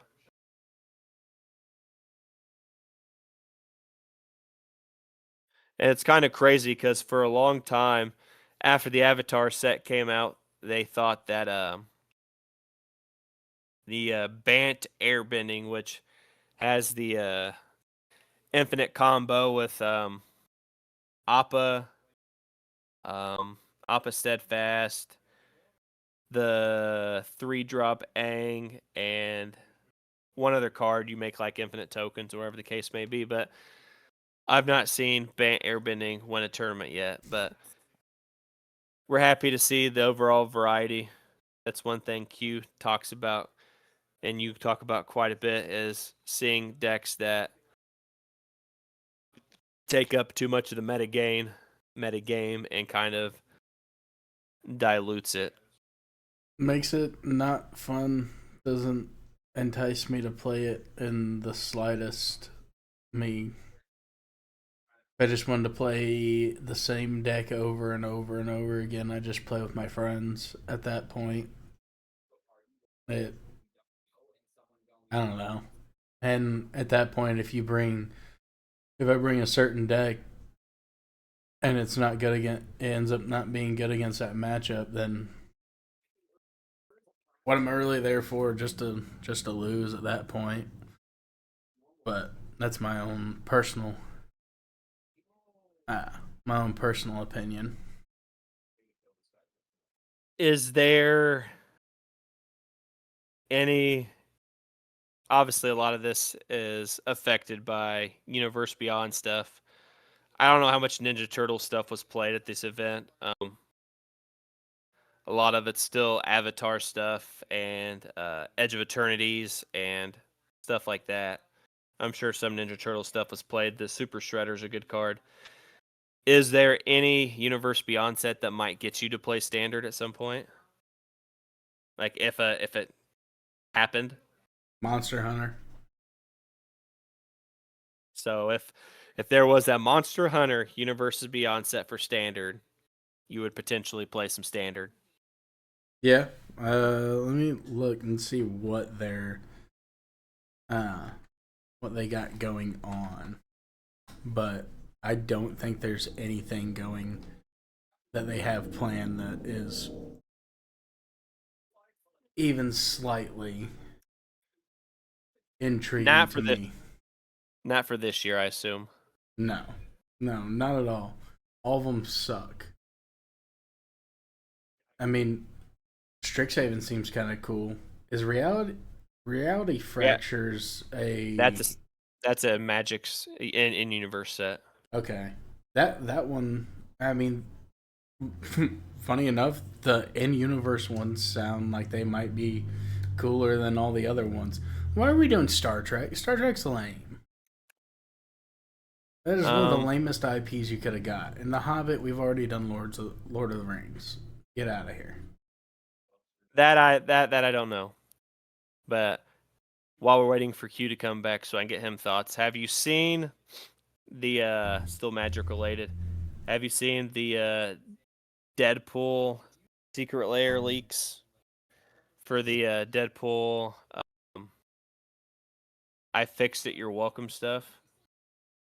So they've had Dan is a Magic format, and they've had these secret layers Deadpool cards sneaking out. Like it's like yeah, I've seen these. They're all right.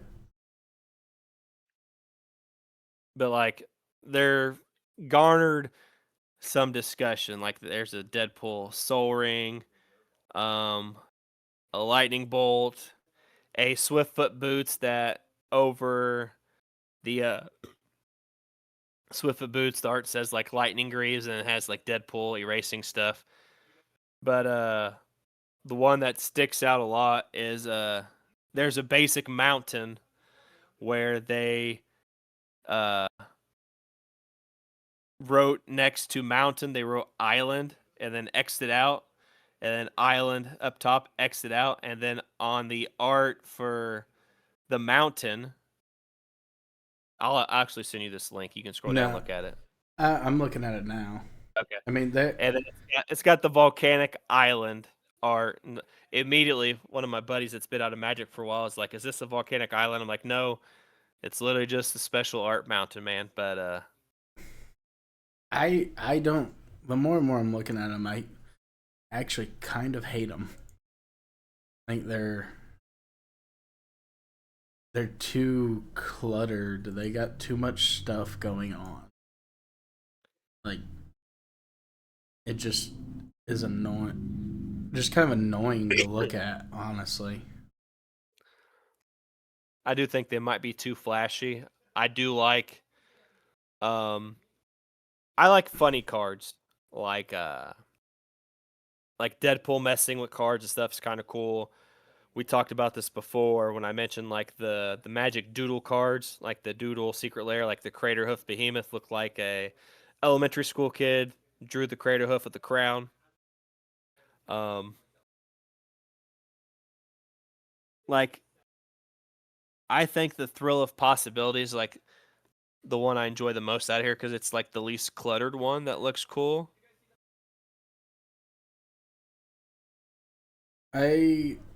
Yeah, Thrill of Possibility is the only one that's kind of okay. But it, like the lightning bolt, that's too much going on. Like the worst offender is Soul Ring.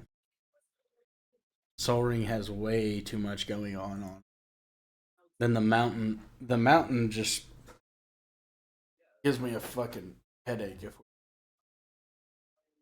I don't like it, I don't like any of it. Just put out my Monster Hunter Secret Lair already. Has there been any news about your Monster Hunter Secret Lair? No, I don't think so. I'm looking it up now, but I looked like a month ago and they had not said anything I'm back. after they said that they were gonna cancel it and or delay it. But Okay, so the only thing you missed, and we stalled long enough to get your opinion. So I went down the list of the metagame for the Magic Spotlight series for the TMNT set, Uh-huh. and the highest deck was 10.7% on day 2. Day 1. 10.5 is the second one, then 8.7, 6.2, 5.3, all the way down to other category, which was 32% of the metagame was the other category. So very diverse. Hell Day yeah. two. Day 2 was a little bit different. Obviously, decks condensed down. There's more standouts.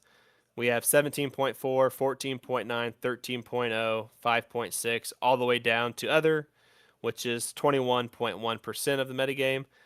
Top 8 was a little bit different. There was 4 Mono Green Landfall. 1 Is It Spelementals. 2 Is It Prowess, and 1 Rakdos Rummaging, which is Rakdos Monument. I don't know why they put it as Rummaging. So what do you think about the diversity for the TMNT Secret Lair overall? Because that's a big thing in your book, definitely is diversity. Yeah, I mean, I think it's okay. I haven't heard a lot of good things about the TMNT set. I know that there's some busted ass cards.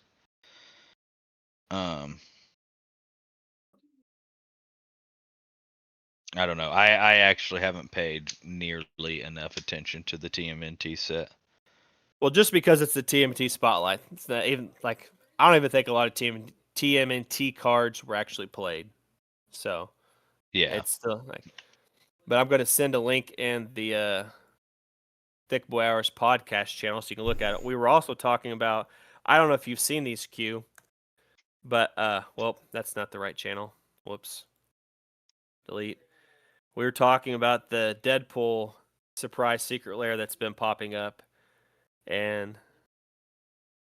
how it seems super cluttered and stuff, but they came out with these started showing up at people's houses. Like some people they didn't tell them and they end up getting an email later, but it's called Deadpool the I Fixed It You're Welcome secret lair drop, and it has a soul ring, um lightning bolt, uh Swiftfoot boots or lightning greaves. I don't even know technically what it is.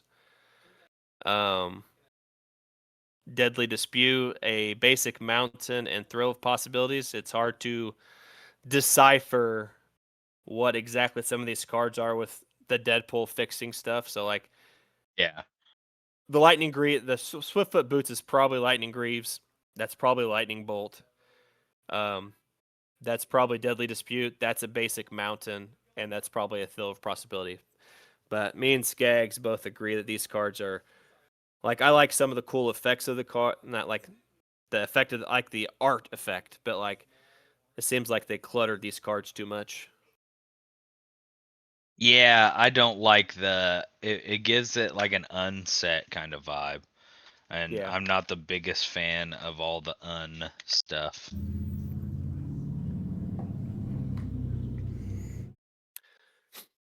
Yeah, I don't think it's I don't think it's a good set or secret layer drop. Just because I don't think the cards are good in general.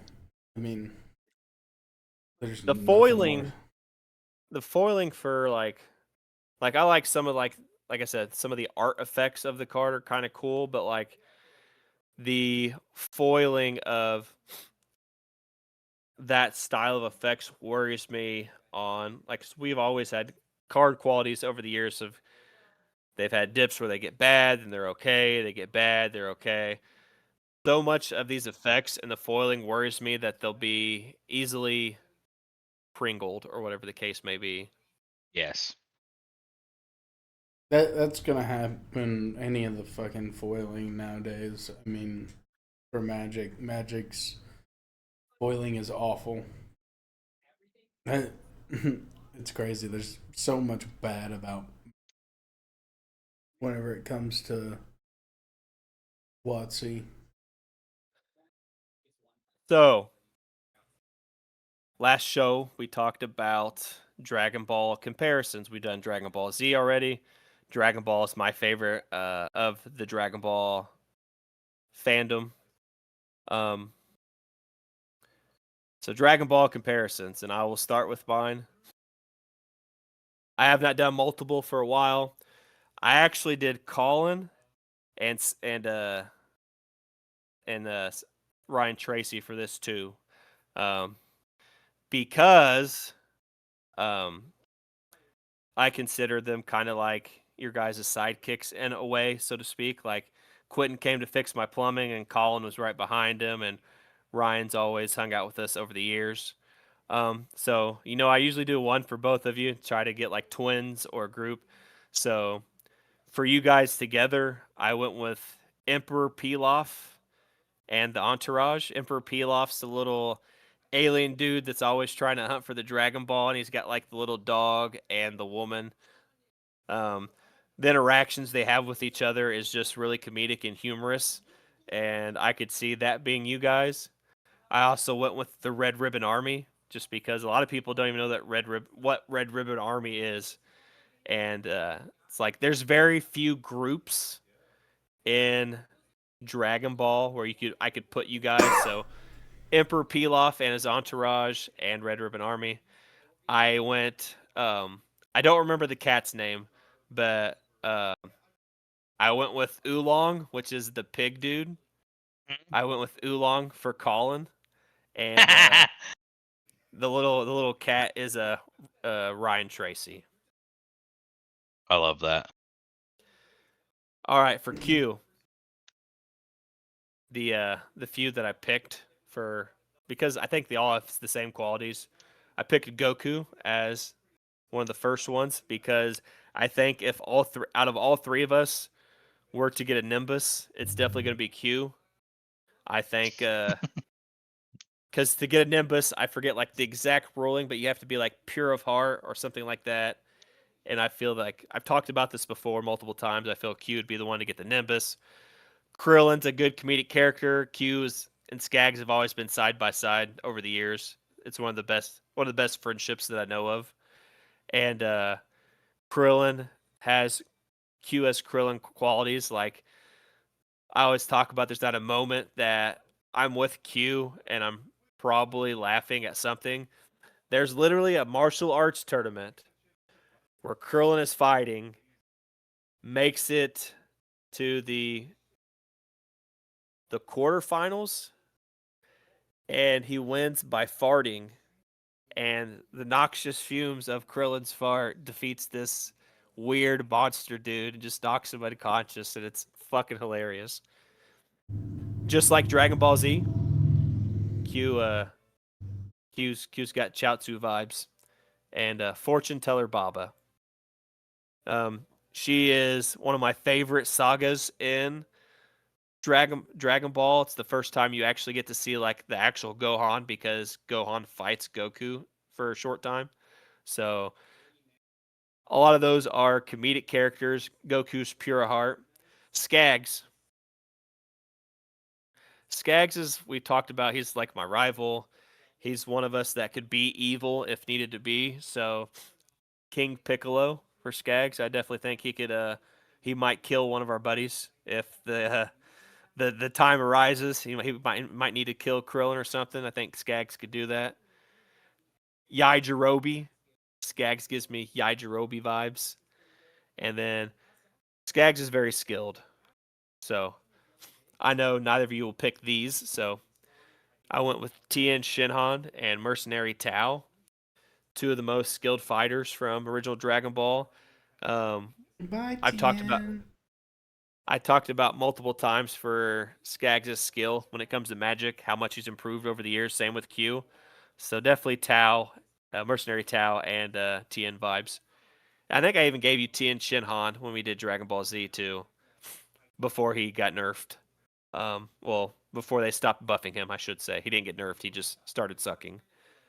And myself, I went with Master Roshi or Korin, just because they seem to be the wise old dudes, even though Korin's a cat. But I try to help better the next generation when it comes to wrestling. Try to bring people into the game when it comes to magic. Roshi did that for Krillin, Goku. Roshi's a teacher, etc. And he wants nothing but for his pupils to surpass him.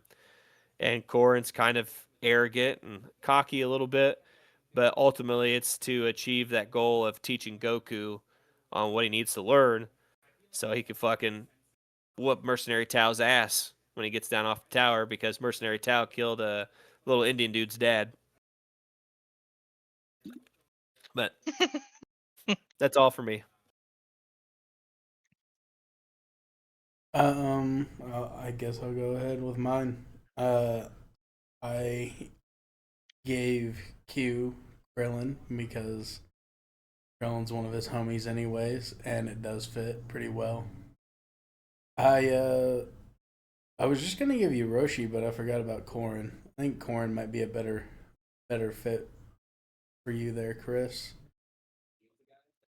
And I love Piccolo, so I'm taking King Piccolo. I could see Q fucking Destructo disking somebody in half. Destructo.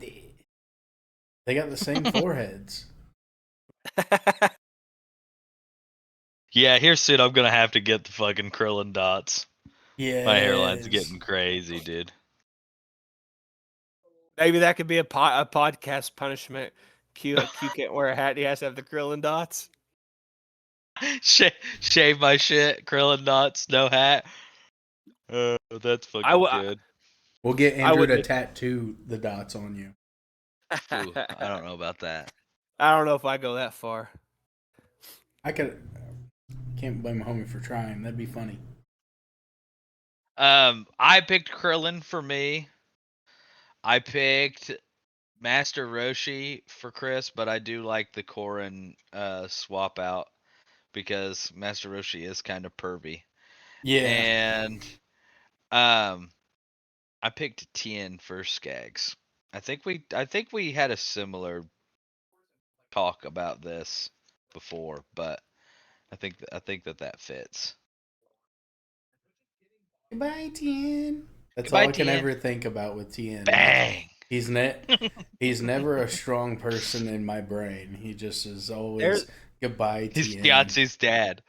I feel there's also way more characters. Like, if I'll admit this is one of the harder ones. That's why I had 4 because it's just like some of them have so much similar qualities. Like, I could have said, I feel Bulma's dad is like another good, not Bulma's dad. Chi-Chi's dad. Yes. He would be a good comparison for one of you. Like, what's his there's name? a lot. King something?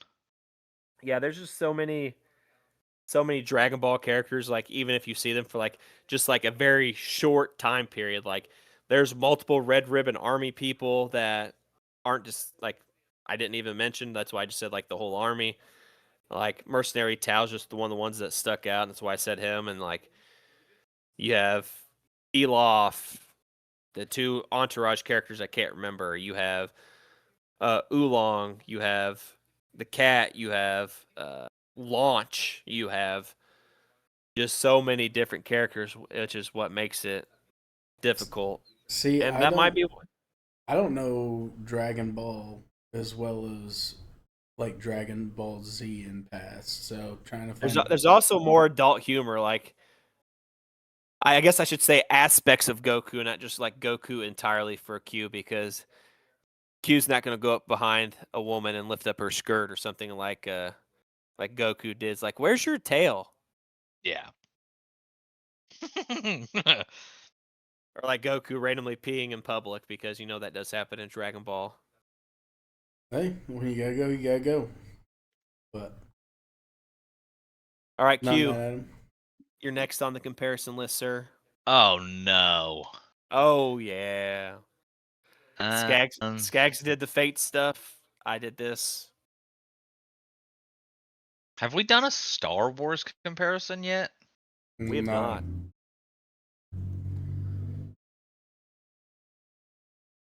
Uh, I like that. let's do famous Jedi. Jedi. Okay. So Now- strictly Jedi No for each Sith. other and one Sith. Okay. So if you want to have multiple Jedi that you feel like kind of sort of vibe with, Famous one Jedi. Sith, and we will broad spectrum say Sith as in you can also be like, since some of the cooler Sith weren't technically Sith lords, but they're still dark side users. We'll go with that too. Interesting. That's going to be difficult because I don't have the vast Star Wars knowledge as you guys do, so I'm interested. And now you get to learn, and you get to fall right into the trap that I'm laying, which is Well, get Chris interested in all of the shit I that we're watched all hyper focused 6. on. I watched all 6 Star Wars. I say all 6, even though there's more. I watched all 6 Star Wars in one weekend when I did watch them. So There's I was on a only podcast. 6. That's what a lot of people say. I was on a podcast. If you guys remember, a long time ago at Jordan's house, at Jordan's shop, there's one Friday. I don't know if you guys were there for this, but they did finally convinced Jordan to do a legacy tournament. I had like 3 legacy decks at the time, so I let people borrow them. Well, I had already agreed to go on a podcast to promote the team at the time. So I had to miss one of the only legacy tournaments at Jordan's shop. But I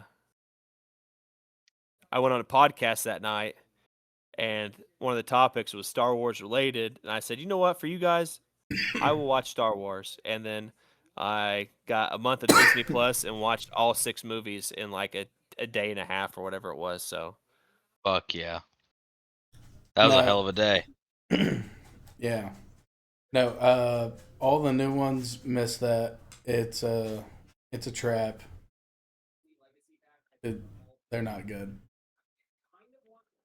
So one thing we should probably discuss before we head out is, when is the video for the hot chip and the sour candy going to happen?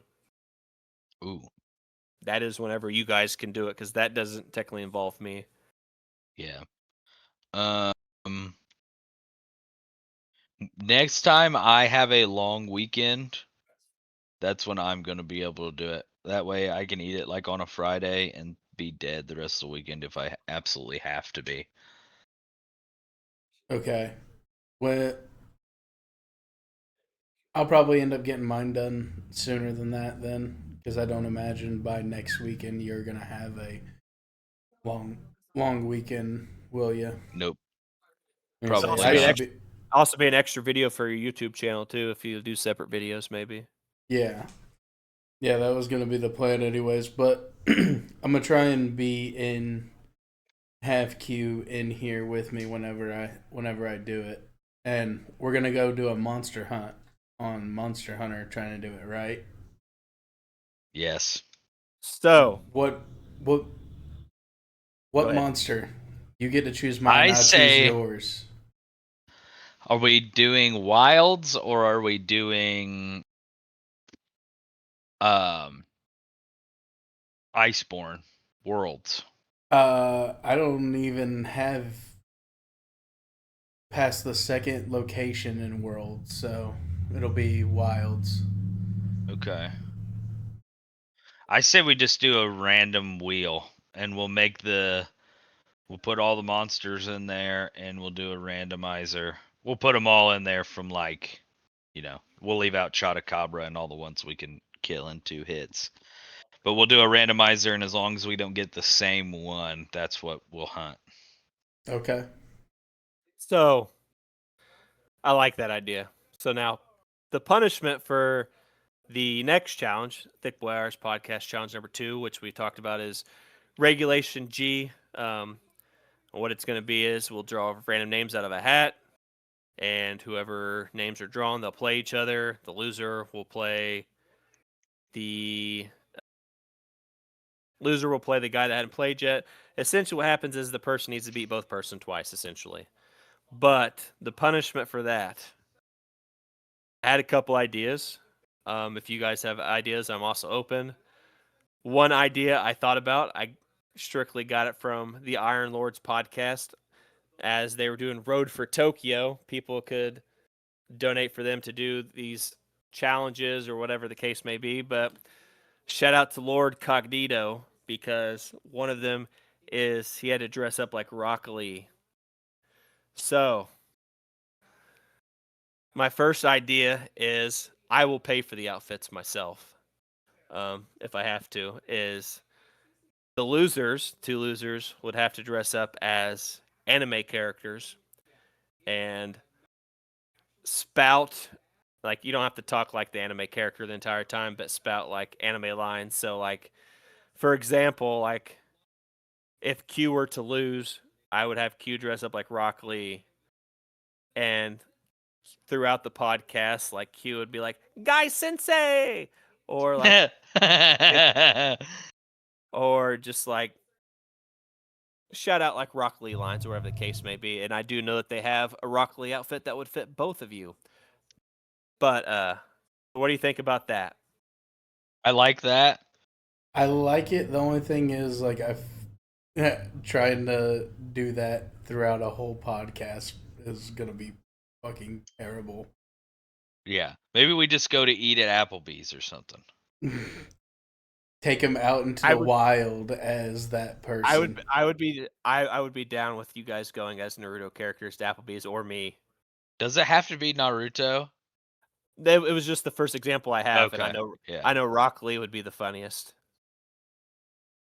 Now, if we go to Applebee's, I'm dead ass not doing any lines, but I will sit there dressed as Rock Lee. We're going a couple towns away. Yeah. I'm not fucking doing that where you The other can I- see me. The other idea I had would just take a whipped cream pie to the face on the podcast. Oh yeah, easy. But I just want to throw out a couple different ideas because we still haven't finished complete the first challenge yet.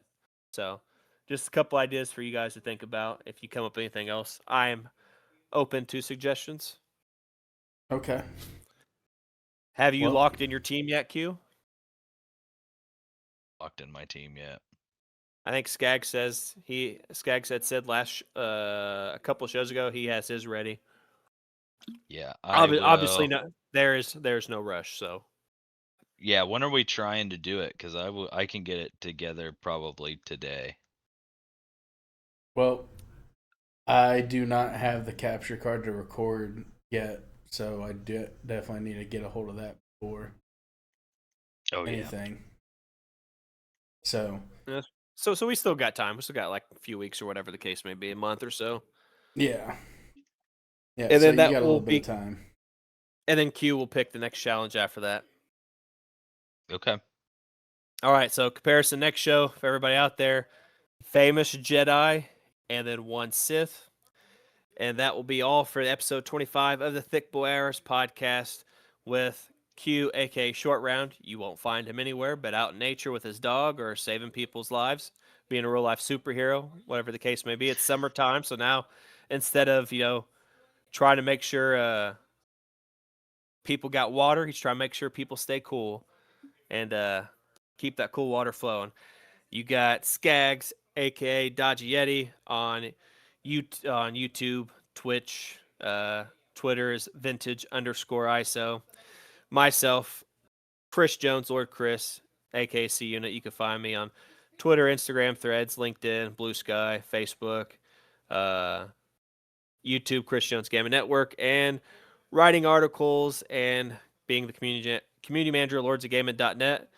And that's all for episode 25, and we'll see you next time. Sweet. Bye bye.